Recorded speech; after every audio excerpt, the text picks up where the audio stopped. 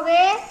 আর রসুন পেঁয়াজ পেস্ট করে এটারে ফ্রাই করছি, তারপর সব ডালবো। সয়াবিনের তরকারি করছি, পেঁয়াজ রসুন ভাজা হয়ে গেছে, এখন রসুন পেঁয়াজ ভাজা হয়ে গেছে, আলু দিয়ে দিয়েছি, এখন ফ্রাই করছি, তারপর সয়াবিন ডালবো, ফ্রাই করবো।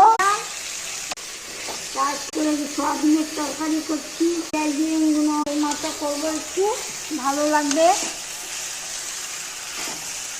পেঁয়াজ দিয়ে আলু ঢেলে দিলাম, সয়াবিন ঢেলে দিলাম, নাড়াচাড়া করে অল্প ফ্রাই করে জল দেবো, তারপর সয়াবিনের তরকারি মশলা ঢেলে দেবো। আপনারাও করে দেখবেন, ভালো লাগে মাংসের মতো, বুঝলেন? মাংসের মতো লাগবে। সয়াবিনটা ফ্রাই করে নিলাম, এখন একটু জল দিয়ে দেবো, সিদ্ধ হবে। এই যে জল একটু সিদ্ধ হবে, সিদ্ধ হচ্ছে সয়াবিন তরকারি, তারপর নামাবো। আপনারা লাইক করে দেবেন, কীরকম লাগে হয়েছে দেখবেন আপনারা বানিয়ে বাড়িতে, ঠিক আছে?